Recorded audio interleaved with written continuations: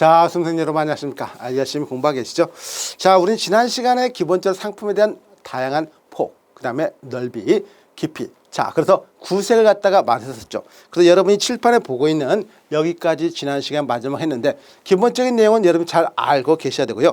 자, 이번 시간은 뭐냐면은 다른 게 아니라 마진과 회전율이라는 개념이 있어요. 페이지는 동일합니다. 17페이지인데 자, 거기서 마진과 회전율인데 마진은 뭐냐고 한다면은 자, 기본적으로 여기서 마진율이라고 해도 돼요. 근데 수익률이라고 저는 바꿔놨죠. 우리가 사실 수익에서 비용을 빼면 이익입니다. 사실은 어찌 보면은 이익률하고 수익률하고 물론 달라요. 다른데 우리는 그걸 갖다가 유통에서는 명확하게 회계학적인 측면에서처럼 명확하게 구분하진 않고요. 단순하게 수익에서 비용을 빼면 이익이다라는 개념으로 이해를 하시면 되고 자, 그래서 우리는 수익률을 마진이라고 볼 수도 있다는 것이죠. 여기는 마진으로 볼 수도 있다는 거. 그래서 마진율은 회전율이라는 개념도 이미 여러분 살펴봤듯이 회전율이라는 개념하고 마진율이라는 개념을 갖다가 여러분이 보시면 되는데 자, 기본적으로 그렇습니다. 이미 회전율은 뭐냐면은 A라는 상품하고 B라는 상품하고 이렇게 했을 때 자, A라는 상품이 있고 B라는 상품이 이렇게 있다 이거예요. 자, 휴게 기간은 1월 1일부터 12월 31일까지 1월 1일부터 12월 31일까지 자, 이렇게 해가지고 A라는 상품은 한 번, 두 번, 세 번 나갔고 그러면 세 번 나갔다 이겠죠. B라는 상품은 하나, 둘, 셋, 넷, 다섯, 여섯, 일곱, 여덟, 아홉, 열, 열하나, 열둘, 열네, 열다섯, 열여섯, 열일곱, 열여덟, 열아홉, 20번. 자, 20번 나갔다 이거죠. 그래서 A라는 상품은 3번, B라는 상품은 20번. 이렇게 했으면은 재고가 어떻게 되느냐면은 재고가 빈대예요. 재고가 이만큼 나갔다. 근데 여기서 뭘 말할 수 있습니까? 여기서는 회전율을 따지는 것이요. 율이라는 것은 뭐하고 있어야 돼요? 분자가 있으면은요. 분자가 있으면 분모가 있어야 돼요. 분모. 자, 그래서 기본적으로 분자와 분모를 이렇게 나눠줘야만이 율이라는 개념이 있습니다. 그래서 율이라는 것은 이렇게 나와 있고 그럼 여기도 분자를 갖다가 3하고 20하고 있으니까 분모를 갖다가 해주면 되겠죠. 그 분모가 뭐겠습니까? 기본적으로 1월 1일부터 12월 31일까지라는 1년에 365일이라는 이런 식으로 해주면은 마진율이 되겠죠. 마진율. 그래서 이런 흐름으로 좀 여러분이 보시면 되고 우리가 기본적으로 이제 상품의 회전율과 여기 나와 있는 상품의 회전율은 이런 식으로 따지면 돼요. 자, 이 분모가 없을 때는 그냥 상품의 빈도라고 재고의 빈도라는 개념으로 우리가 말할 수 있는데 이렇게 따지면 회전율이 이제 명확하게 든 것이고요. 그리고 상품의 회전율과 그 다음에 마진율이라는 개념으로서 우리가 소매상은 이런 두 개의 전략으로 구성이 되고 있습니다. 그리고 그 소매상에 가면 얼마만큼 많이 팔렸느냐는 그 개념이 나오고요. 또 얼마만큼 많이 팔렸는데 이익은 얼마나 남았어. 이런 식으로 하는 게 가장 중요한 것이에요. 그래서 거기에서 양가로 3번에 마진과 회전율에 의한 소매상 구분 전략인데 그럼 여러분 한번 생각해 보시죠. 우리가 마진율이라는 개념이 있고 마진율이 이제 충분히 알았죠. 자, 회전율이 있다는 것이에요. 회전율. 그래서 마진율이 있고 회전율이 있는데 그러면은 우리가 마진율을 높고 이 두 개가 높은 게 있을 것이고 마진율은 높지만은 회전율이 낮은 게 있을 것이고 이렇게 낮은 것과 이렇게 높은 것이 있을 것이고 이렇게 둘 다 낮은 것과 둘 다 이렇게 낮은 것이 있을 것이에요. 즉 이 말은 뭡니까? 마진율은 높지만은 회전율도 높은 것이 있다. 자, 마진율은 높지만은 회전율이 낮은 것이다. 마진율은 낮지만은 회전율이 높다. 둘 다 낮은 것이 있는데 여러분 우리가 시장에서요 어느 정도 생존을 하기 위해서는 시장에서 기본적으로 갖춰야 될 게 있어요. 이 둘 중에 하나는 분명히 있어야 됩니다. 둘 다 낮으면은요 시장에서는 도태될 수밖에 없어요. 도태된다는 것은 뭡니까? 시장에서는 의미가 없다는 것이에요. 이론적으로 가능하지만은 마진율도 낮고 회전율도 낮다는 건 이론적으로는 가능하지만은 이러한 업태는 시장에서 존재할 수가 없습니다. 존재할 수가 없기 때문에 이건 의미가 없고요. 그러면 여기에서 보시면은 마진율은 낮지만은 회전율이 높은 업태가 있습니다. 자, 마진율은 낮아요. 근데 회전율이 높은 업태가 있습니다. 여러분, 그런 업태가 뭘까요? 가격을 조금 싸게 해놓으면서 많은 손님들이 카트를 끌고 다니면서 물건을 구매하는 업태, 바로 할인점이죠. 자, 여기는요, 마진율은 높지만 회전율이 낮은 업태가 있습니다. 마진율은 높습니다. 근데 회전율이 낮습니다. 이거는 바로 뭡니까? 가장 전형적으로 백화점이 들 수가 있고요. 백화점. 자, 전문점이 들 수가 있어요. 자, 근데 마진율과 회전율 모두 높은 업태가 있어요.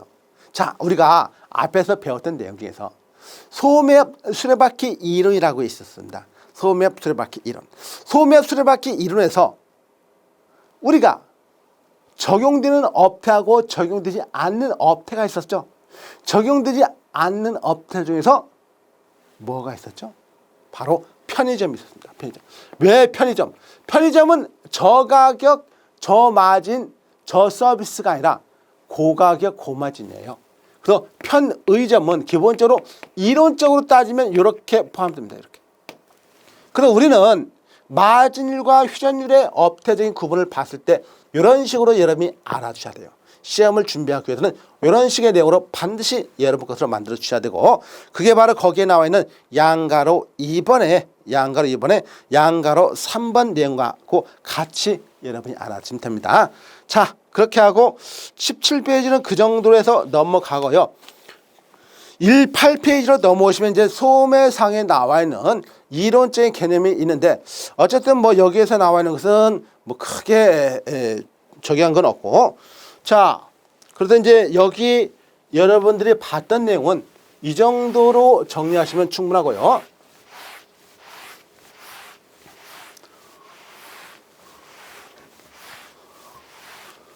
그 취산도 여러분들이 상품의 수익률, 마진율이라는 개념이라는 걸로 이해를 하시면 되고요.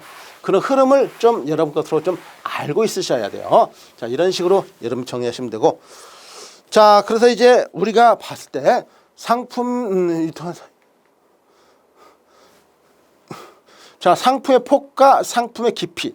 상품의 폭과 상품의 깊이는 우리가 아까 했던 상품의 깊이와 넓혀가는 의사결정이라 해가지고 나왔는데, 이런 것은 우리가 앞에서 했던 이론하고 같으니까 뭐 여러분 지나가셔도 되고요. 자, 소매상의 사용 용어라는 게 있습니다. 바로 여러분들이 18페이지에 나와 있는 양가로 5번 소매상 사용 용어예요. 소매상 사용 용어는 분류라는 개념, 구색이라는 건 수화변과 분배라는 개념이 있는데, 자, 분류라는 것은 어디에서도 좀 나오냐면요, 우리가 물류에서 조금 이런 소팅이라든가 패킹이라든가 이런 용어가 바로 분류라는 개념에서 사실 좀 나와요. 물류에서. 그 다음에 구색, 어소트먼트. 자, 여러분, 구색이라는 건 우리가 아까 방금 전에 봤지만은 어디에서 상품의 폭과 상품의 깊이에서 구색이라는 용어를 많이 봤었죠. 구색. 자, 수합이라는데 이 수합을요, 취합이라고도 해도 돼요. 취합. 그래서 모두 합쳐진다. 취합. 자, 분배, allocation, 분배라는 개념도 있습니다. 그래서 거기에는 이건 용어입니다. 용어이기 때문에 분류는 생산 과정에서 다양한 공급 원으로부터 제공된 이질적인 제품들을 상대적으로 동질적, 자, 이질적인 제품들을 동질적인 집단으로 구분한 것을 기본적으로 분류라고 하는데, 이건 좀 깊이 들어간 것이에요. 그러나 우리 시험에서 나왔기 때문에 알아두셔야 돼요. 자, 구색, 상호 연관성 있는 제품들의 일정 구색을 갖추어 함께 취급하는 것을 말한다. 즉, 이질적인 것이 모두 다시 모이는 단계를 말한다는 거 알아주시면 되고, 자, 여기에서 어소트먼트는요, 우리가 앞에서 봤던 상품의 폭과 깊이에 대한 내용을 갖다가 똑같은 내용인데 설명을 갖다 이렇게 하면, 즉, 거기서 이질적인 것이 모두 다시 모이는 단계를 구색이라고 한다. 이거는요, 상품의 깊이하고 상품의 폭이 이질적이었는데 그걸 모두 한꺼번에 보기 때문에 구색적인 측면, 이거 용어도 여기에서는 이런 용어로 알아주시면 되고요. 수합, 다양한 공급 원으로부터 소규모로 제공되는 동질적인 제품을 한 곳에 모아 공급이 가능. 자, 동질적인 제품을 한 곳에 모아놓는 것을 수합이라고 한다는 거. 자, 분배는 수합된 동질적인 제품들을 구매자가 원하는 소규모 단위로 나누는 것을 갖다 분배. 그래서 뭐 크게 어려운 건 없습니다. 자, 분류, 구색, 수합, 분배. 이런 것은 용어적인 설명이니까 거기에 나와 있는 것. 단지 여러분이 조금 헷갈리는 것은 뭐 이질적이다, 동질적이라는 개념인데 뭐 굳이 갖다가 물리적인 특성을 따져가면서 이질적이다, 동질적이다 할 필요는 없을 것 같아요. 제가 봤을 때. 자, 그런 의미로 여러분이 알아두시면 되고요. 자, 그런 다음에 이제 소매 업태별 특징 해가지고 소매 업태별 특징 해가지고 전통적인 소매 업태가 나옵니다. 사실 전통적 소매 업태가 있으면 여기에 나와 있는 이 전통이라는 의미의 상대적 개념이가 그럼 뭐 신규냐 새로우냐. 자, 이거는 가격 파괴형 소매 업태가 상대적인 내용이에요. 그래서 일단은 전통적인 소매 업태는 갖다가 옛날 거 지금까지 우리가 이런 식으로 해왔다는 걸 갖다가 여러분 좀 이해를 해주시면 되고요. 그래서 뭐 가장 오래된 소매상 바로 자파점이죠. 우리 시험에 나오느냐? 하지만 한 번 정도 알아둘 필요가 있죠. 왜? 이 내용을 안다는 것은 다른 것과 비교하기 때문에 이 내용 한번 보자는 것이에요. 자파점은요, 가장 오래된 소매상이다. 자, 비효율적으로 운영됐어요. 옛날에 가장 오래는 됐지만은 이 자파점을 갖다가 한다는 것은 어떤 마인드, 서비스적인 마인드를 갖추지 않고 그냥 시골에서 나이 드신 분이 할 게 없으면 이런 걸 한다. 이런 개념에서 시작을 했기 때문에 운영 자체가 비효율적이었습니다. 마진은 기본적으로 낮겠죠. 그러나 회전율은 상당히 높은 상품인데 그러나 시골에서 구멍가게를 생각하시면 됩니다. 뭐 구멍가게 거의 발전이 없고 뭐 거의 새로운 업태가 시장에 도입됨으로써 자동적으로 스위트가 됐던 업태가 바로 자파점 업태예요. 이런 것은 크게 우리 시험에서 언급이 안 되지만은 그래도 전통적 소매 업태 중에서 자파점이 있다는 걸 한번 봤고요. 자, 그게 이제 양가로 1번이에요. 양가로 1번인데 뭐 동그라미 1번, 동그라미 2번인데 동그라미 3번만 한번 읽어볼게요. 3번. 동네 슈퍼, 팜앤맘이라고 보통 하죠. 식료품, 세탁용품, 가정용품 등을 중점적으로 취급하는 소매점으로 마진이 낮지만 회전율이 높은 상품을 중심으로 소량 취급하고 지역 주민 친화적인 서비스를 특징으로 하는 소매점이다라고 나와 있어요. 자, 그래서 그걸 보시면 되고요. 두 번째가 이제 백화점입니다. 자, 전통적 소매업태, 이건 가격 파괴형 신업태가 아니에요. 전통적 소매업태 중에 두 번째가 백화점입니다.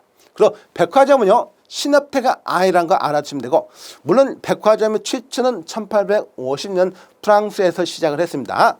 뭐 우리나라 같은 경우는 1920년대에 뭐 미쓰비시 백화점이 일본 일제시대 때 들어와가지고 우리나라의 동아백화점이 우리나라 국내 자본으로 했던 거. 뭐 여러분 교재도 있지만 어쨌든 그렇게 해가지고 백화점은 디파트먼트 스토어. 자, 여러분 우리가 왜 백화점을 하냐면 이 백화점은요 예전에 뭔가 하나 우리나라에서 뭔가 큰 건물 하나 들어섰어요. 그 많은 우리나라 사람들 가보니까 오 거기에는 100가지가 넘는 점포들이 있더라. 그래서 100가지가 넘는 점포가 있더라라고 해가지고 백화점이라는 말이 나온 것입니다. 사실은 다른 거 없어요. 이거는 디파트먼트 스토어라고 했지만은 디파트먼트 스토어에서 백화점은 그렇게 직역되는 게 아니라 그냥 예전에 우리나라 사람들이 가봤더니 굉장히 뭔가 건물이 들었었어요. 일본 처음에는 일본 옛날에 거기 화신백화점 같은 데는 그때 당시에는 에스컬레이터가 있다는 게 혁신적이었죠. 그때 에스컬레이터 계단이 움직여요. 계단이 움직여. 얼마나 혁신적이었겠습니까? 어쨌든 간에 그렇네요. 그래서 대규모 소매에서 가장 오래된 소매 기관이라는 거. 자, 도심 지역에 위치를 하고 있습니다. 보통 이제 지금은 이제 조금 하지만 예전에는 도심 지역, 뭐 도심, 그리고 우리나라에서 가장 뭐 오래됐다고 할 수 있는 뭐 옛날에 이제 신세계에서 이제 시작된 것이죠. 화신백화점. 그다음에 지금 화신백화점 없어졌지만은 신세계백화점이라든가 미쓰비시 백화점 신세계로 변했지만은 어쨌든 이 신세계백화점 그다음에 롯데백화점 다 어디입니까? 명동에 있죠. 원래 거기에는 명동에는 현대백화점도 있었고 명동에서 조금만 아래로 가면은 뿌랭땅백화점도 있었어요. 그러니까 그런 백화점들은 대부분 도심 지역에 위치를 하고 있었습니다. 근데 지금은 이제 도심 지역이 너무 땅값도 비싸고 사람들이 오는데 너무너무 교통이 막혀요. 그러니까 지금 어디로 많이 바뀌었습니까? 지금은 역사형으로 많이 바뀌었죠. 역사형. 역사형이란 건 히스토리가 아니라 스테이션, 무슨 정거장, 역을 말한 것이요. 역. 그래서 역사형의 백화점으로 많이 바뀌었습니다. 그래서 대부분의 여러분 아마 지하철을 타고 가다가 보시면은요. 무슨 백화점 무슨 백화점은 대부분의 그 역을 끼고 많이 있습니다. 물론 유동 고객을 끌어들이는 측면도 있지만은 고객들에게 언제든지 쉽게 오게 만드는 것이에요. 그래서 이제 나가는 길도 우리가 뭔가 모르게 길을 한참 나가는데 내가 걷다 보니까 백화점 중간에 들어와 있다. 이거는 갖다가 고객 동선을 갖다가 거기에 맞춰서 백화점 같은 또 역에서 그렇게 한 것이에요. 그리고 선매품을 중심으로 합니다. 물론 전문품이 없는 것도 아니에요. 전문품도 있고 자 편의품도 있어요. 전문품과 편의품도 있지만은 선매품을 중심으로 전문품에서 편의품까지 다양하게 갖추고 있습니다. 다양하게 갖추고 있다는 거. 그리고 이 판매는요. 이 판매는 대면 판매입니다. 대면 판매는 뭡니까? 뭐하고? 셀프 서비스. 대면 판매는 셀프 서비스와 같은 상반되는 이름으로 이해하시면 돼요. 대면 판매. 그러니까 고객 점원 앞에서 얼굴을 마주보고 우리가 이제 백화점 판매를 하잖아요. 근데 우리는 기본적으로 이가 상반되는 것은 고객 스스로가 자기 스스로 구입하는 물건을 스스로 찾아서 다니는 게 바로 셀프 서비스 아니겠습니까? 이게 바로 할인점 같은 데서 말하는 것이죠. 자, 그리고 백화점 특징 정찰 판매한다는 거죠. 자, 가격을 깎아 달라고 하기 좀 애매하죠. 물론 요즘에는 이제 가격을 갖다가 백화점이라든가 할인점에서 뭐 깎아 달라고는 하지 않죠. 왜냐면은 갑자기 거기 그 바코드에 다 붙어 있는 가격이 있는데 뭐 예를 들어서 모두 총 가격을 갖다가 다 계산하니까 한 5만 원 나왔는데 갑자기 계산하면서 아주머니 카운터 계산 아주머니한테 이거 5만 원어치 샀으니까 10%만 깎아주세요. 4만 5천 원 줘도 되죠? 라고 하면 거기 사람 뭐라고 하겠습니까? 아저씨 그냥 가세요라고 하겠죠. 그래서 정찰 판매로 하지 뭐 물건을 깎아주는 뭐 재래시장 같은 경우는 가격 이게 안 붙어 있으니까 좀 깎아줄 수 있을지 모르겠지만 요즘에는 할인점도 마찬가지고 백화점은 당연히 정찰 판매를 한다는 걸로 여러분이 알아주시면 되고요. 어쨌든 이런 흐름으로 좀 여러분이 봐주시면 되고 그게 이제 거기 백화점에서 나와 있고요. 뭐 백화점 굉장히 다양한 정의를 내릴 수가 있습니다. 뭐 동그라미 일반 같은 경우는 일반 기업본 같은 백화점이란 하나 매장에서 일괄 구매와 비교가 가능하도록 상품 분별로 구색을 갖춰 진열 판매하는 대규모 소매상으로 가장 오래된 소매 기관이다. 자, 한국 백화점의 도심 지역에 위치한 형태가 많으며 취급 상품과 서비스를 고급화하여 다른 업태와 차별한다. 자, 동그라미 니은번 넘어가고 디귿번 볼게요. 백화점은 선매품을 중심으로 편의품에서 전문품의 1위까지 다양한 상품 구성을 갖추고 대면 판매, 현금 및 신용카드와 정찰 판매 그리고 풍부한 인적, 물적 서비스를 제공함으로써 판매 활동을 전개하는 상품 계열별 부문적으로 조직화된 대형 소매상이다. 뭐 동그라미 릴 같은 경우는 최근에는 좀 어울리지 않는 지문입니다. 어쨌든 그런 거 동그라미 2번, 동그라미 3번 뭐 계속해서 앞으로 백화점 나올 것이에요. 그래서 동그라미 3번에 동그라미 기억번. 국내 백화점 입지 유형은 도심형에서 백화점 도심형 백화점에서 그다음 신도시형 백화점 즉 버스는 그래서 우리가 기본적으로 백화점의 입지 형태를 본다면은요. 도심형 백화점에서 역사형 백화점으로 변했다가 이 역사형 백화점이 이제 나중에 위각형 백화점으로 전환이 된다는 거. 근데 여러분 아시겠지만 지금 우리나라 백화점은 거의 조금 우리가 라이프 사이클 상으로 봤을 때는요. 성숙기를 지나고 쇠퇴기로 접어들고 있습니다. 사실 백화점에서 상품 구색을 갖다가 할인점이라든가 또는 다른 업체하고 동일한 상품 구색을 갖추고 계속 경쟁을 한다면요. 비용적인 측면에서 감당을 못합니다. 그래서 백화점은 변해야 돼요. 어떻게? 카테고리 킬러예요. 아니면 명품이면 명품, 고급품이면 고급품만 집중적으로 고객들이 와가지고 제품을 직접 접촉하면서 사게 만드는 매장으로 전환이 될 필요가 있어요. 물론 백화점은 물건만을 판매한다는 개념에서 이제는 그 백화점에 와가지고 친구를 만나서 식사를 한다든가 아니면 골프라든가 전문적인 강좌 같은 것도 거기에서 있어야 됩니다. 자, 그래서 우리나라 백화점이 그래서 성장을 하는 것이에요.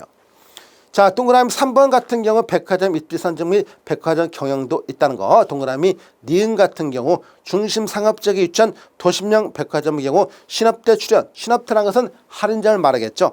교통체증, 그 다음에 주차공간 부족 등에 의해서 고객들이 구매를 기피하는 경향이 높아지고 있으며 이러한 문제를 해결하기 위해 많은 백화점들이 도시 일각으로 입지를 옮기거나 지방의 지점을 개선하는 다점포 경영 전략을 시도하고 있다는 거. 동그라미 티귿 최근의 백화점 상품의 다양성과 원스톱 쇼핑의 편리성을 뛰어넘어 소비자에게 차별화되고 고급화된 매장 분위기를 통한 상품 체험 쇼핑 제공함으로써 대형 할인점의 신업태 경쟁에서 우위를 확보자 노력하고 있다. 뭐 이런 내용으로 전개가 되고 있다는 걸로 이해하시면 되겠네요. 자, 그 다음에 이제 양가로 3번 백화점을 진행하고요.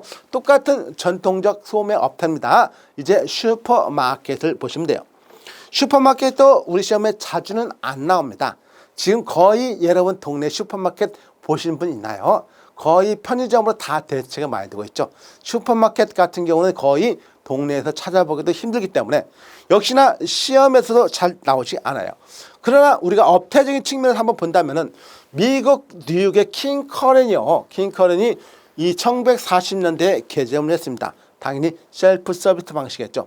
그때만 하더라도 혁신적이었죠. 그때만 하더라도 혁신적인데 뭐 어차피 시간의 흐름에 따라서 모든 게 다 변화가 되겠지만은 동그라미 양가로 3번에 동그라미 1번에 뭐 동그라미 기억번호 슈퍼마켓은 대공황으로 절약 소비 패턴이 확산되던 시기에 1930년은 뭐 30년 후반이고 40년 초반이라고도 말해요. 마이클 커렌이 미국 뉴욕의 킹커렌을 개점한 것이 효시였습니다.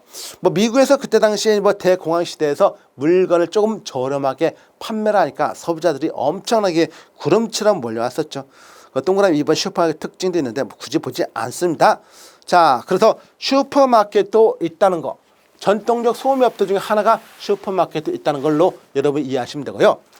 그 다음이 뭐냐면은 그 다음이 이제 전문점이에요. 전문점은 우리가 기본적으로 소수 제한된 제품계를 취급한다. 자, 전문점. 우리가 어디에서 지금까지 봤습니까? 자, 간단하게 퀴즈 하나 낼게요. 회전율하고 마진율이 있습니다. 그럼 전문점은 어떤 특색을 보이겠죠? 회전율과 마진율 중에서 뭐가 높을까요? 마진율이 높고 회전율은 낮은 게 전문점의 특징이에요. 그래서 소수 한정된 제품계를 취급한다.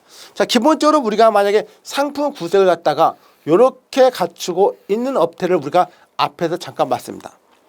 이렇게 상품 구색을 갖춘 업태를 봤어요. 이렇게. 그러면 여기 노란색의 업태가 기본적으로 백화점이라고 한다면은 하얀색의 업태가 뭐라고 말할 수가 있냐면은 하얀색의 업태는 할인점이라고 볼 수가 있다는 것이죠. 그 다음에 만약에 전문점을 따진다면 전문점 상품 구색은 이렇게 가지고 있어요. 이렇게. 여러분들이 잘 보이려는지는 모르겠지만은 거의 상품의 폭, 상품의 너비에 집중을 하는 게 아니라 전문점은 상품의 깊이에 중점을 두고 있어요. 그래서 전문점의 특징은 소수 제한된 제품 계열을 취급하고 있다. 자, 제품의 전문적 구색과 서비스를 제공하고 있다. 높은 인적 서비스 수준을 제공하고 있다. 높은 인적 서비스라는 것은 바로 가장 전형적으로 백화점에서 대면 판매를 하지만은 그 대면 판매를 하는 백화점보다도 더 인적 서비스를 높게 해준다는 것이에요. 그래서 이 전문점의 특색인데, 그러면 우리 시험에서요, 이 전문점 시험이 나오면은 뭘로 나오느냐? 다른 거 없어요. 상품 구색, 계열. 이렇게 상품 구색과 상품의 넓이와 깊이를 어디에 더 강조점을 두고 있느냐? 당연히 상품의 넓이보다 깊이에 더 강조를 하고 있는 게 전문점의 특색이라는 걸로 반드시 여러분이 알아두셔야 됩니다. 그 반대로 우리 시험에서 지금 언급을 많이 하죠.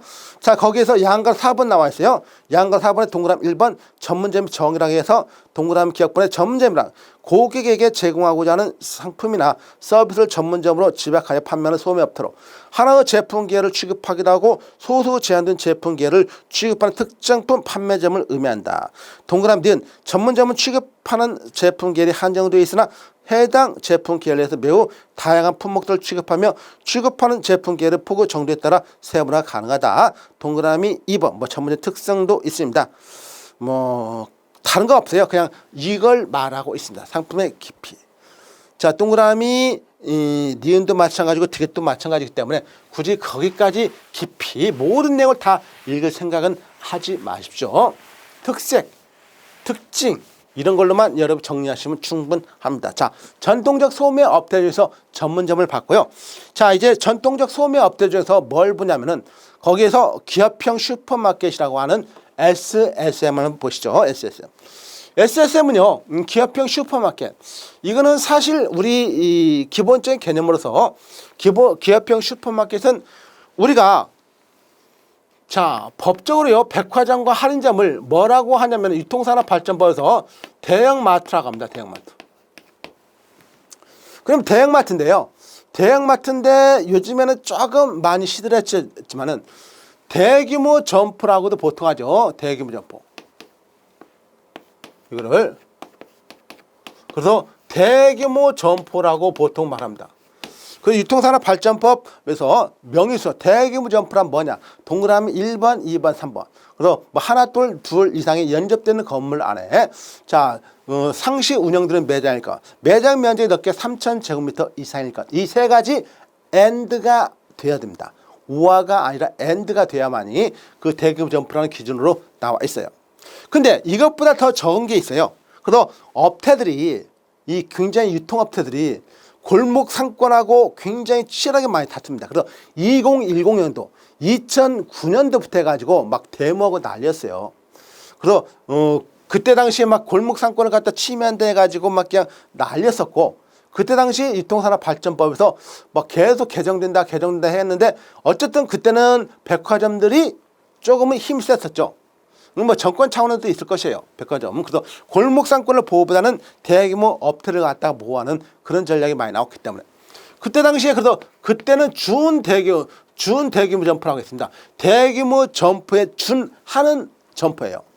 그 점포가 바로 여기 3,000제곱미터 이상이면은 대규모 점포인데 1,650제곱미터부터 3,000제곱미터의 규모에 해당하는 준대규모 점포를 말한 것이에요. 그런 대규모 점포가 이제 이거 골목 상권하고 치열하게 이거하고 막 했었죠. 그리고 골목 상권하고 굉장히 치열하게 막 하다가 드디어 이제 많은 뭐 사람들이 이제 골목 상권을 보호하자. 그래서 대규모 점포라든가 준대규모 점포는 한 달에 2번 쉬어라. 2번 쉬어야 되고 그 영업 시간도 이제 기본적으로 0시부터 10시까지는 문을 열지 말라. 이런 식으로 이제 제한을 뒀습니다. 그런 식으로 해가지고 하고 그 제안을 갖다 누가 사업 조정 권한을 시도지사에게 위임했어요. 즉 법에서 정한 것도 아니고요. 그리고 대통령이 말한 것도 아니고 그냥 지방자치단체 어찌 보면은 지방자치단체 장에게 그걸 넘겨버렸습니다. 그 넘긴 이유가 다른 게 없어요. 그 지방의 사정은 그 지역의 장이 더 잘할 것이다. 왜? 그럴 수밖에 없겠죠. 만약에 울산에 있는 거기 울산의 무슨 지역에 대규모 점포를 갖다가 하겠다. 뭐 목포의 어느 지역, 광주의 어느 지역, 대전의 어느 지역. 그러면 대전이라든가 광주라든가 울산에 있는 지역 장이라든가 그 지역에 있는 사람들 더 많이 알겠잖아요. 서울에서는 중앙에서는 잘 모를 수가 있었기 때문에 그 사람들이 사업 조정 권한을 갖고서 이제 컨트롤을 하라 이겁니다. 그게 바로 거기 나와 있는 여기 나오는 SSM을 말하고 어쨌든 SSM은 여기서는 지금 우리가 앞에서 이제 거기에서 나와 있는 것이고 SSM은 나중에 다시 이론적으로는 나올 것이에요. 어쨌든 SSM은 이걸 대형마트 이 하는 내용에서 제가 잠깐 설명을 한 것이고요. 이건 나중에 다시 우리가 전통적 소매 업체에서 한번 볼 것입니다. 어쨌든 그런 내용을 볼 것이고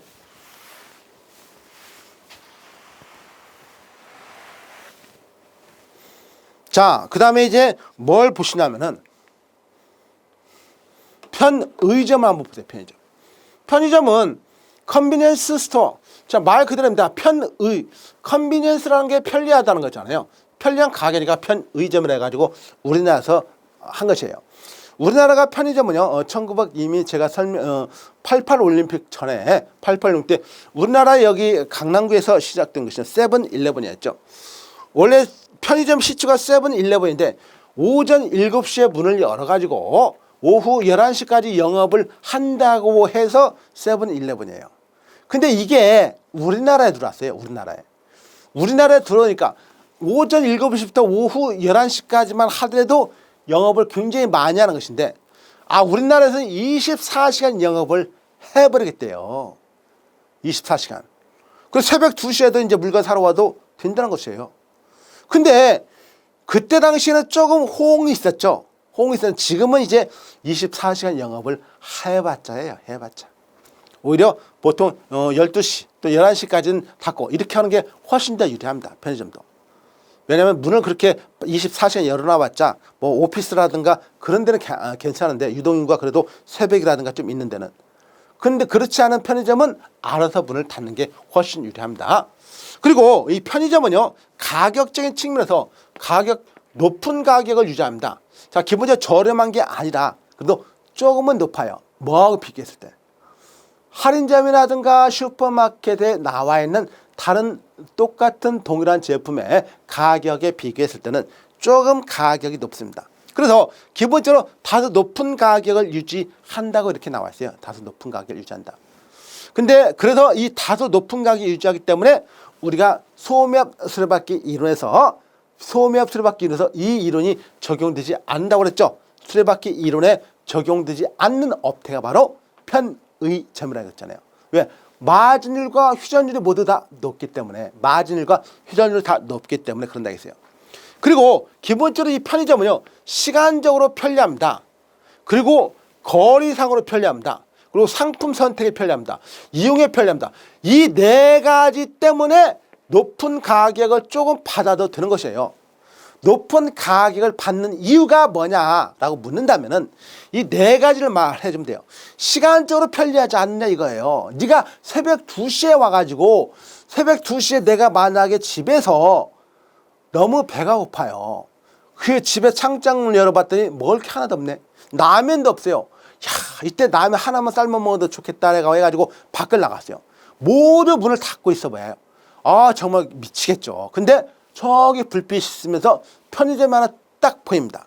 거기 가면 막 가가지고 라면을 갖다가 사가지고 와가지고 집에서 삶아 먹을 수도 있잖아요. 뭐 삶아 먹는 것보다 끓여 먹겠죠. 당연히 라면은. 그러면 끓여 먹는다는 그 효용 가치가 굉장히 내가 이 라면 한 봉을 살 때 1,000원인데 2,000원 줘도 나는 사겠다는 효용 가치를 주잖아요. 그래서 시간적으로 굉장히 편리성을 줍니다. 거리상으로 가깝잖아요. 할인점 가서 살려면은 자동차를 타고 좀 거리를 멀리 갈 수가 있겠지만은 근데 거리가 가깝습니다. 그리고 상품 선택에 편리성이 있어요. 왜 상품 선택? 상품을 갖다가 편의점 가가지고 상품을 갖다가 청바지 살라고 편의점 갑니까? 안 가잖아요. 편의점에서 상품 선택은 딱 정해져 있어요. 삼각김밥, 라면, 커피, 우유, 초콜릿, 간단한 간식거리 그런 것이 팔아요. 그렇기 때문에 내가 편의점에서 어떤 상품이 있다는 걸 알기 때문에 상품 선택에 편리성을 이렇게 준단 말이죠. 그 다음에 이용에 편리합니다. 이용에 편리하다는 것은 시간적 편리성과 거리상의 편리성, 상품 선택의 편리성을 모두 갖춘 내용이에요. 그래서 이용에 편리하다. 이런 편리함을 주기 때문에 조금 가격을 높게 받는다고 해서 네가 굳이 갖다가 뭐라 하겠느냐 이거예요. 그래서 편의점은 가격을 좀 높게 받을 수가 있다는 거 알아두셔야 돼요. 자, 이런 식으로서 편의점 있고, 그래서 여러분들 양가락 5번에 거기 편의점 정해가지고 뭐 동그라미 기억번에 최초 편의점 미국의 세븐일레븐으로 시작돼가지고 7시부터 11시까지 한다는 거 했고, 우리나라 편의점은요 1988년도입니다. 서울 방해동의 올림픽 선수촌 아파트 상가에 개점을 시작한 세븐일레븐이 처음이었어요. 뭐 지금은 우리나라에서는 CU라든가 그다음에 뭐 GS25라든가 그다음에 뭐 이마트24라든가 그런 업태가 많이 발전을 했었죠. 자, 어쨌든 지금 우리나라는 편의점이 너무 많아요. 인구 비율로 하면 편의점이 너무 많아요. 그런데도 우리나라가 유일하게 오픈한 업태 중에서 편의점이 성장률이 조금씩 늘어나는 이유가 뭔지 아세요? 그럼 저는 예전에 다른 사람들 모두가 편의점은 이제 더 이상 발전이 힘든 업태라고 했지만은 저는 그렇지 않다고 본 이유가 바로 뭐냐면은 우리나라가요 급격하게 1인 가구가 증가합니다. 1인 가구가 한 1인 가구가 증가가 급속하게 증가됨에 따라서 옛날에는 1인 가구의 증가로서 없어질 게 딱 있어요. 뭐 패밀리 레스토랑은 별로예요. 이제 패밀리 레스토랑이란 그 개념은 뭡니까? 가족끼리 와가지고 하는데, 물론 아직도 뭐 그런 4인 가족이 기본적으로 많긴 하지만은 1인 가구가 이제 점점 아마 2020년에 5년마다 우리가 인구 센서스 조사를 하잖아요. 2010년, 2015년, 2020년. 20년 결과를 보면 아마 1인 가구가 가장 많은 세대수를 차지하는 가구가 될 수가 있어요. 그렇기 때문에 1인 가구가 많아짐에 따라서 편의점은 더 늘어날 수밖에 없다는 것이죠. 자, 동그라미 니은. 편의점은 상대적으로 소규모 매장으로 인구 밀집지역에 위치하여 24시간 영업을 하며, 지금은 물론 이제 24시간 영업을 않는 편의점도 많이 있어요. 자, 재고 유전이 빠른 식료품과 편의품 등 한정된 제품기를 취급하죠. 보통 편의점은 연중 무휴 24시간이다. 그런데 이제 편의점은 기본적인 정의입니다. 그 다음에 동그라미 리을도 있고 뭐 디귿번도 있는데 다 볼 필요는 없어요. 동그라미 디귿번, 리을번, 미음번 있는데 뭐 편의점 가장 기본적인 전략이 이런 것이기 때문에 이런 걸로 알아두시면 되고요. 자, 편의점의 효용 동그라미 2번에 있지만 이거요. 시간적으로, 거리상으로, 상품 선택에 이런 것이 편리성을 주기 때문에 우리가 편의점이라고 하는 것입니다. 소비자 선택에 편의를 가지고 있다. 그리고 편리한 점을 준다라고 해서 편의점이라는 걸로 여러분이 알아두시면 되고요. 자, 그런 다음에 이제 가격 파격. 우리가 전통적 소매업태가 봤다면은 이제 가격 파격 신업태라고 있어요. 이 신업태라는 그 개념은 새롭다는 것이겠죠. 새로운 신자를 쓰는 것이에요. 새롭다. 새로운 업태라고 보통 말할 수가 있고. 자, 디스카운트 스토어. 이 디스카운트 스토어, 디스카운트가 할인이라는 개념이죠. 영어로. 그냥 스토어, 가게니까 할인되는 가게, 그냥 할인점으로 갖다 붙여버리는 것이겠죠. 어쨌든 이 할인점은요, 기본적으로 우리나라에서 1993년에서 처음 들어왔는데, 이마트가 상봉제에서 시추했죠. 이미 이 편의점에 할인점을 적용하는 이론이 무슨 이론일까요? 그러면 퀴즈. 할인점을 적용하는 이론이 무슨 이론이었을까요? 소매업태 변화 이론은 총 6가지가 있었죠. 소매업태 변화 이론 6가지 중에서 가장 중요한 건 물론 뭐였어요? 소매 아코디언 이론하고 소매업 수레바퀴 이론이었어요. 그 다음에 이 할인점을 갖다가 적용할 수 있는 이론이 바로 뭐였어요? 진공지대 이론 또는 넬슨 이론이라고 했어요. 이마트가 최초의 이 이론을 파고들어서 우리가 지금 국내 1위 업체를 하고 있잖아요. 그래서 EDLP인데, 자, 여러분, EDLP라는 것은 사실 어찌 보면은 이 에버리예요. 에버리데이. 에브리데이 로우 프라이스예요. 로우 프라이스. 그 에브리데이 로우 프라이스라는 건 뭐냐면은 이건 매일이죠. 매일. 이건 뭐예요? 저가예요. 매일 저가.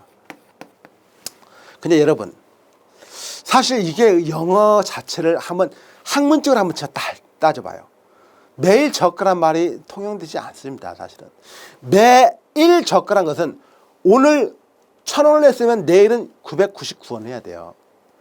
그 다음 날은 998원이 돼야 돼요. 그 다음 날은 997원이 돼요. 그래야만이 매일 저가입니다. 그래야 매일 저가예요. 그런데 매일 저가란 것이 그래야 매일 저가인데, 이거는 사실 매일 저가, 스테이플, 낮은 가격으로 고정된 것이죠. 스테이플 프라이스죠. 스테이플. 에브리데이 스테이플 프라이스. 고정된 가격이다. 낮게 고정된 가격이라고 해야겠죠. 근데 여러분 한번 고민을 한번 해보세요. 사실은 우리가 EDLP인데 매일 저가인데 이거하고 상반되는 가격이 있어요. 이거하고 상반되는 가격인데 이거 뭐냐, 하이로우 프라이스예요. 하이로우 프라이스인데 뭐냐면은 하이가 뭡니까? 높다는 것이에요. 로우가 뭡니까? 저예요. 그래서 고저 가격이라고도 합니다. 고저 가격. 갑자기 영어로는 하이 로우는 알겠는데 수험생들이 고저 가격이라니까 고저 가격이 뭐야? 내가 고저 가격 들어본 적이 없는데. 고저 가격은요, 하이를 고라고 하고 저를 갖다 로우라고 해요. 그래서 우리가 그게 다양한 측면에서 다 준비를 하고 있어야 되겠죠. 하이로 가격이라고도 하고 고저 가격이라고, 저는 이렇게 다 안내를 해줍니다. 그래서 여러분들에게 제가 말씀드릴 수가 있는 것은, 여러분들이 제 강의만 들으면요, 책만 보고 강의만 들으면 반드시 합격을 안 할래야 강제로 합격을 당할 수밖에 없어요. 그래서 그런 내용을 여러분이 보시면 되고, 그래서 고저라는 개념에서 나왔는데, 고저란가 뭡니까? 높은 것과 낮은 것이에요. 이건 유통마케팅 다시 한번 나옵니다. 그래서 어쨌든 EDLP하고 대칭되는 가격이 고저예요. 자, 만약에 여러분 고라는 개념인데 신상품, 여러분 여성옷 한 벌이 새롭게 나왔어요. 여성옷 한 벌이 새롭게 나왔으면은, 여성옷 한 벌이 새롭게 나왔으면 비쌀까요, 쌀까요? 물론 여러분들이 가을이 되기도 전에 여름에 이미 가을 옷이 나오죠. 여름이 되기도 전에 봄에 이미 여름 옷이 나오는 거 알고 있죠. 신상 출시라고 하죠. 신상. 그럼 신상이 나올 때 가격이 쌀까요, 비쌀까요? 당연히 비싸겠죠. 한 벌에 50만 원. 처음에 한 벌에 50만 원. 그러면 이게 여름 옷이라고 한번 해봅시다. 봄에 나왔어요. 그럼 본격적으로 여름이 시작됩니다. 본격적으로 여름이 시작되면 가격을 조금 낮춰가지고 이제 왕창 팔아먹어야겠죠. 그리고 한번 하계 세일 해가지고 한번 40만 원 낮춰요. 여름이 점점 따뜻해지죠. 진짜 팔아야 돼요. 더 이상 못 팔면 안 돼요. 그러니까 대바겐 세일 한번 딱 때려줘. 8월 초만 되더라도 여름 옷을 사는 사람 그렇게 많지 않습니다. 그렇지만 8월 초에 휴가철이니까 대휴가 바겐 세일에서 이제 절반값, 20만 원, 절반값보다 못한 20만 원 때렸어요. 점점 찬바람이 불어옵니다. 이제 마지막 서리, 이제 아주 마지막 10만 원에 50만 원짜리 10만 원 팔아버려요. 이제 찬바람이 붑니다. 찬바람이 부는데 여름옷 그대로 있겠습니까? 안 팔죠. 이제 찬바람이 불면 여름옷 그럼 내년으로 넘기겠어요? 아니에요. 내년으로 넘길 수도 없어요. 왜? 그때의 유행됐던 상품이 다음에도 동일하게 유행될 수가 없는 것입니다. 그럼 어떻게 해야 될까요? 여기 여름옷을 갖다 이제 한 벌이 아니라 한 박스로 팔아버려야 돼요. 한 박스에 10,000원 해서 팝니다. 그 박스 치는 게요. 흔히 말하는 우리가 스톡 처리, 박스째 처리를 해버리죠. 그러니까 똑같은 옷인데도 처음 나왔을 때는 50만 원이라는 가장 높은 하이, 고에서 똑같은 옷인데도 한 박스에 10,000원이에요.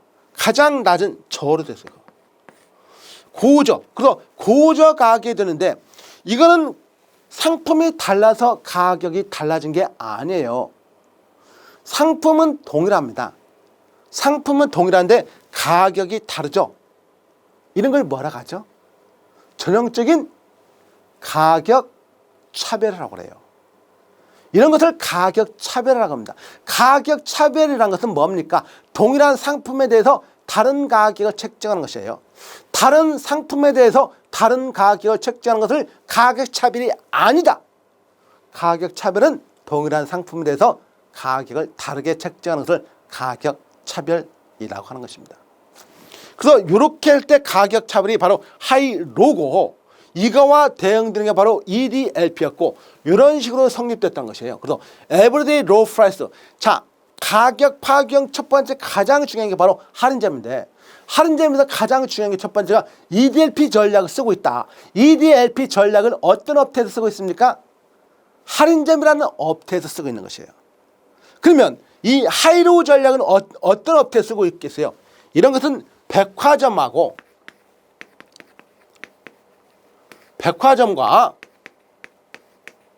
보통 전문점인데 그냥 일반적으로는 백화점을 많이 봅니다.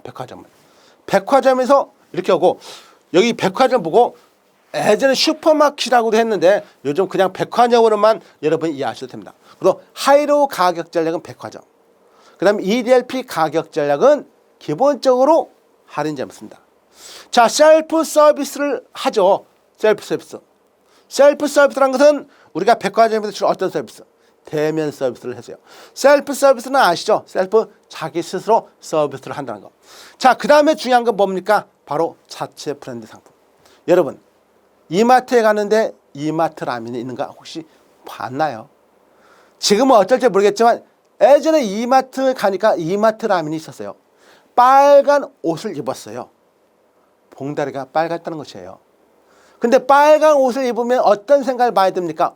저거 신라면 아니야? 왜? 신라면이 많이 빨간 옷에다가 검은색으로 딱 신자가, 매울 신자가 써 있었잖아요. 그런데 빨간 옷을 입었는데 이마트 라면이래요. 근데 상호가 기가 막히죠. 뭐 맛으로 승부하는 라면이래요. 맛으로 승부하는 라면인데 절대 맛으로 승부할 수가 없을 것 같아요. 가서 끓여 먹으니까. 단지 뭐는 가격은 쌌어요. 신라면보다 가격이 싸는데 그 왜냐면은 이 자체 브랜드 상품은요, 프라이빗 라벨, 프라이빗 브랜드라고 하는데 이 상품은 원래 뭐하고 대응되냐? 이마트에 신라면이 있다면은 신라면은 뭐라고 합니까? 이런 것과 대응되는 브랜드가 바로 NB라고 해요. NB. 내셔널 브랜드, 내셔널 라벨이라고 하죠. NB 또는 NL이라고 하겠죠. 그러면 내셔널 브랜드, 내셔널 라벨이라고 한단 말이죠.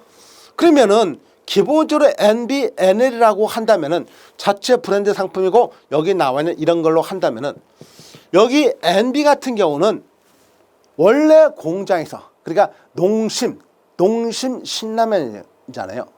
오뚜기 라면, 응? 오뚜기 이런 식으로 그 브랜드가 달고 나오는데 여기서 가보면은 자체 브랜드 이마트 갔더니 이마트 라면이 있어. 조금 옆으로 갔더니 이마트 커피가 있네. 이마트 치약이 있어요. 아니 이놈의 회사 같은 데는 왜 이마트는 유통업자인데 뭐 제조업자도 아닌데 이마트에 왜 이마트 브랜드를 이렇게 많이 달고 나오느냐. 그게요 2020년만 하더라도 지금 2만 개가 넘어요. 그럼 자체 상품이. 그러면은 자체 브랜드 상품이 그렇게 많이 있으면은 결국은 나중에는 어떻게 되겠습니까? MB 상품 즉 제조업자 상품이라든가 공장에서 직접 만드는 상표들은 하나도 없어지느냐. 어떻게 생각하면 그럴 수가 있겠죠. 어떻게 생각하면 이제 모든 공장들은 유통업체의 하청업체가 돼가지고 유통업체가 만들어주는 상품대로만 만드는 거 아닌가라고 생각되는데 자 영국의 막스 앤 스펜서는요 100%입니다. 그 자체 브랜드 상품이가. 근데 미국의 월마트 같은 경우도 거의 50%가 넘어갔죠. 근데 이게 절대 100%가 되지 않아요. 우리나라 같은 경우에 왜 그러냐면은 우리나라 속담에도 그런 속담이 있어요. 왜 속담이 있겠습니까? 우리 선조들은 똑똑한 사람들이에요. 그러니까 속담어를 만들어가지고 나중에 우리 후손들에게 경계를 하도록 만들어놨어요. 그 속담 중에 뭐가 있습니까? 싼 게 비지떡이다. 싼 게 비지떡. 가격이 싸면 뭔가 하자가 있다는 것이에요. 그래서 가격이 굉장히 싸죠. 즉 PB 제품은. 그래서 EDLP라는 그 개념에서 사실 시작되는 것인데요. 사실은 여러분 생각해 보세요. 매일 저가로 판매하는 이 EDLP가 어떤 의미가 있었겠어요? 여기에서 이렇게 조금만 생각하면 이가 아닐까요? 저는 생각이 E, D, 그 다음에 L, 로우, 뭐가 있었기 때문에 코스트, 가장 낮은 원가로 공급해 주니까 가장 낮은 가격으로 팔 수밖에 없는 것입니다. 근데 원가를 줄이는데 한계가 있잖아요. 땅 파가지고 진짜 장사 못하듯이 원가를 아무리 짜고 짠다고 해서 그럼 뭐가 돼요? 그 만든 제품이 하자가 있을 수밖에 없어요. 공사 같은 경우 하청에 하청을 주고 하청에 하청을 주고 그러면 원청의 10분의 1 가격으로 맨 마지막에 하청받은 사람들이 원래 1,000만 원짜리 공사를 100만 원에 수행한다는 사람들이 그 공사를 갖다 잘해줄까요? 안 해준단 말이죠. 그럼 제품을 잘 만들까요? 안 만들어준단 말이죠. 그래서 아무리 이 PB 제품 하더라도 결국은 일반적인 소득 수준을 기준으로 해서는 절대 100%가 될 수 없습니다. 근데 우리나라 같은 경우는 지금 40%가 넘어갔어요. 아마 제가 보기에는 우리나라는 60%까지는 PB 제품이 아마 되지 않을까라고 생각해요. 50%는 충분히 넘어갈 거라고 저는 봅니다. 자, 그 다음에 이제 저가격으로 대량 판매하죠. 뭐가? 할인점의 특징은 저가격, 낮은 가격 10에서 20% 정도로 대량 판매를 합니다. 대량 판매. 그 다음에 제품의 회전율이 높다는 것이에요. 제품의 회전율이 굉장히 높아요. 그래서 할인점의 특징은 회전율과 마진율 중에서 뭐에 초점을 맞췄습니까? 회전율과 마진율 중에서 높은 회전율에 초점을 맞추고 마진율은 낮을 수밖에 없어요. 그래서 우리가 할인점 같은 경우는 기본적으로 그렇잖아요. 우리가 박리담매란 말 들어봤죠. 박리담매. 즉 싸게 팔고 많이 판다는 거예요. 예, 많이 팔고 이익은 적게 남기겠다는 것이에요. 그리고 이익은 적고 박하고 다음에 많이 팔겠다는 것이에요. 이익이 적게 많이 팔겠다. 이게 바로 가격 파괴 할인 점이에요. 그리고 양가로 5번에 나와 있는 거 한번 가볍게 양 그 2번 21페이지 밑에 나와 있는 거 한번 읽어보면요. 할인 점이 동그라미 1번의 기억번 할인점 박리담의 원칙에 입각하여 상품을 일반 상점보다 항상 저렴한 가격으로 판매하는 대규모 점포로 고객 서비스 셀프 서비스를 원칙으로 한다. 동그라미 뒤엔 소비자를 중심으로 잘 알려진 브랜드를 판매하점 최근에는 유통업자 상표 PB의 구색을 높이고 각 제품 군내 상품 휴전율이 높은 품목을 중심으로 취급한다는 거.